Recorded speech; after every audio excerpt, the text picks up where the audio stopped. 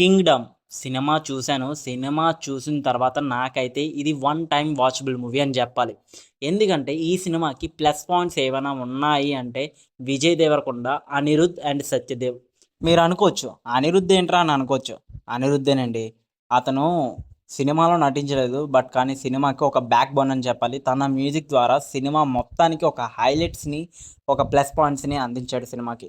అందుకనే మొన్న 'హరిహర వీరమల్లు' సినిమాకి కీరవాణి ఎలాగో 'కింగ్డమ్‌కి' అనిరుద్ అలాంటి వాడని చెప్పాలి. సో, అనిరుద్ మెయిన్ తన మ్యూజిక్ తోటైతే ఈ సినిమాని ఒక హైప్‌లోకి తీసుకునెళ్ళాడు. ఒక హై ఎలివేషన్స్ కూడా ఈ సినిమాలోకి ఇచ్చాడు.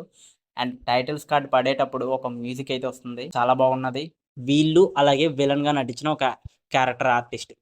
మిగతా కథ మొత్తం కూడా ఫస్ట్ హాఫ్ అంతా బాగుంటుంది. సెకండ్ హాఫ్ వచ్చేసేటప్పటికి ఎందుకురా అన్నట్టు, అంటే కొంచెం నరేషన్ అనేది స్లోగా నడుస్తుంది అండ్ బోరింగ్‌గా అనిపిస్తుంది.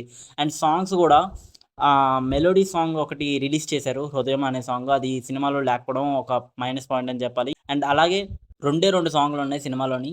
అండ్ విజయ్ దేవరకొండ యాక్టింగ్ అయితే చాలా బాగుంది. ఒక కమ్‌బ్యాక్ అయితే ఈ సినిమా ద్వారా వచ్చింది. బట్ ఈ సినిమాకి ఎందుకు పార్ట్ 2 అన్నది తెలుసుకోవాలి అనంటే సినిమా చూడాలి. బట్ ఇది ఒక రొటీన్ కమర్షియల్ మూవీ అయితే కాదు. 'గౌతమ్ తిన్ననూరి' ప్రీవియస్ ఫిలిమ్స్‌కి, ఈ ఫిలిమ్స్‌కి చాలా డిఫరెన్స్ ఉన్నది. బట్ సినిమా అయితే ఒక్కసారి మాత్రమే చూడగలం. అండ్ ఎనీవే నేనైతే స్టోరీ రివీల్ చేయను. క్యూరియాసిటీ అయితే పోతుంది. సినిమా చూసిన తర్వాత పర్వాలేదు. One time watchable. నేను 5కి 2.5 ఇస్తున్నాను.